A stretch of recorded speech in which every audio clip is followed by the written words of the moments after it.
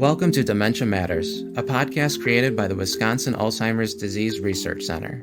It's our goal to humanize Alzheimer's research so that our community, our patients, our participants, and anyone else interested can get a better understanding of the work that's happening to fight back against this disease. My name's Nathaniel Chin, and I'm a geriatric and memory clinic physician at the University of Wisconsin. I'm also the family member of someone living with dementia. I'll be serving as your host for this podcast and asking the questions I believe are on the minds of many in our community. Thanks for joining us. Welcome to Dementia Matters. Our guest today is Dr. Lindsay Clark, a neuropsychologist with the UW Health Memory Assessment Clinic. As a neuropsychologist, Dr. Clark has specialized training in understanding the health changes that can affect a person's behavior and personality. I'll start out today by asking you, Dr. Clark, what is the Memory Assessment Clinic from your perspective? So the Memory Assessment Clinic primarily sees patients who have concerns regarding memory changes that occur with aging. People are often referred because there's a concern that they may have dementia, they may have mild cognitive impairment, maybe Alzheimer's disease, or they had a stroke, or for whatever reason they're having memory changes. And usually they report that to their primary care physician, and their PCP then refers them to the memory clinic to do a more thorough assessment of exactly what changes are occurring, how long have those changes been going on, and whether they're consistent with some sort of neurodegenerative disease. So whether they meet criteria for dementia or whether they're likely to progress to something like dementia. So when you meet with these patients who have memory concerns, obviously you will ask a whole long list of questions about that.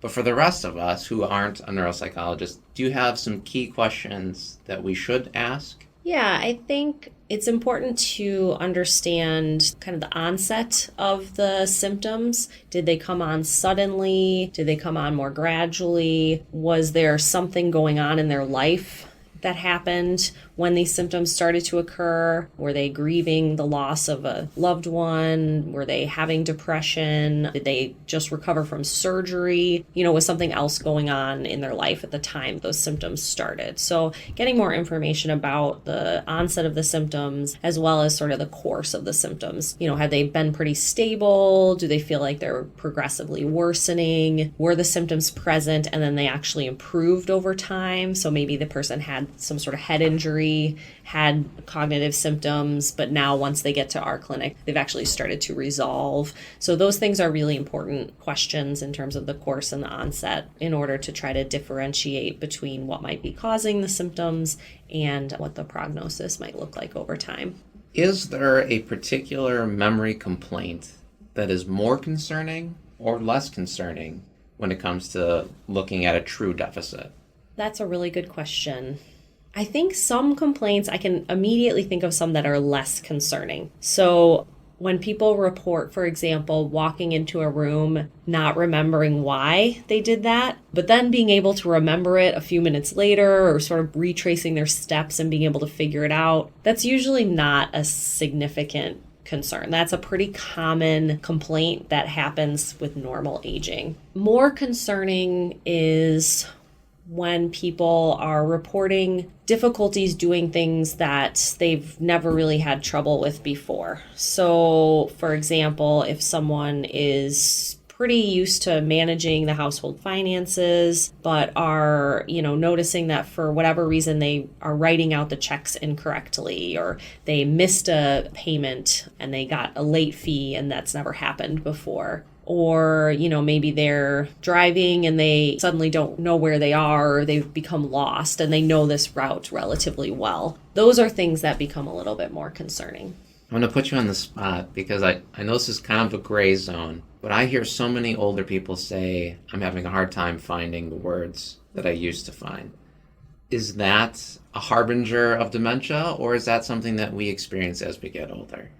That's actually a pretty common thing that people experience when they get older. Part of the issue is that people, when they get older, one of the most common components of normal aging is slowed processing speed. And with that comes slower retrieval of information from memory. So it can take longer for older adults to find the word that they're looking for, find the information that they're looking for. But if you give them enough time, they can usually retrieve it within a few seconds. It becomes more concerning when a person really can't have a conversation because that word finding problem has become so overpowering. So when a person really has a significantly slowed rate of speech because of their word finding deficits, that's where it becomes kind of crosses over from the normal aging to concerning, as well as when people use the wrong words. So like going to say the word giraffe, but instead saying like zebra or saying like just animal, but you can't find the right word. That's when you start kind of worrying about their semantic network, which can be affected by something like Alzheimer's disease. Now, what do you think of people going online with memory concerns and taking some sort of free online test and being told they have dementia?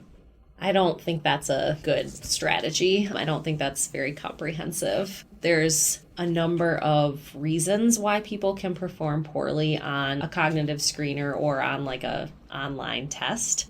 We also don't really know if those are validated, I guess, and whether there's specific norms for specific populations for those tests. So on the test that we use, we have a large normative database that's available for each test to see, how people normally perform when they're between the ages of 80 and 89, for example, or how they normally perform in ages 50 to 59. So we can see if someone's outside of the range of normal performance. Whereas, on those online tests or a screening measure, there might just be kind of a cutoff for everybody. But we don't know if that cutoff is specific for that person, their educational background, their age, their ethnicity. They might be anxious when they're taking it, and so maybe they do more poorly on some of the tests than they would if they weren't anxious. And so I think it's important to have at least somewhat of a thorough assessment of the cognitive symptoms that someone has to see, what might be contributing to their complaints.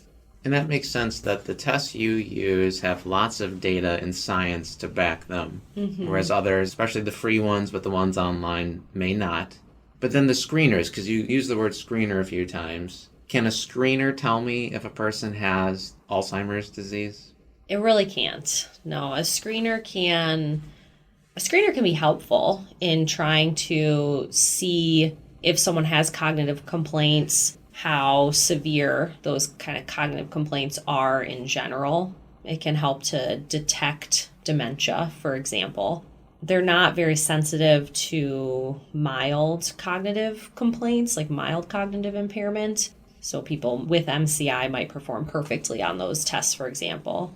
People might perform in a dementia range on those tasks and not have Alzheimer's disease, but maybe be really depressed or maybe have some other reason why they're performing poorly on those tasks. There's also people who only have like 8 or 10 years of education, and those people tend to perform much more poorly on those cognitive screeners. And so just because they're in the dementia range, it doesn't mean they have Alzheimer's disease. It's more just kind of a red flag that this person probably needs to be more thoroughly evaluated to see if they have cognitive symptoms and what might be causing them. In addition to diagnosing people, you also can provide treatments and interventions. Can you tell me about that?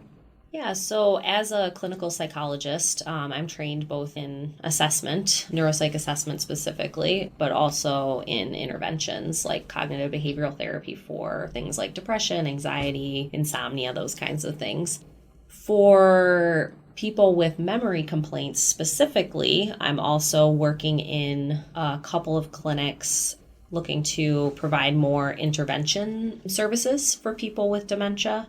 Specifically, once people receive a diagnosis of dementia, helping to develop strategies using their cognitive strengths to kind of guide what they can do in the future, helping to identify their specific cognitive weaknesses and use those to develop more specific compensatory strategies for their day-to-day life so they don't have to use their memory as much if their memory is impaired. And then also helping to provide some strategies for coping with the diagnosis of dementia. So people, are less likely to develop depression, for example, on top of dementia. Okay. Well, thank you for joining us today, and I appreciate you providing this information. You're welcome.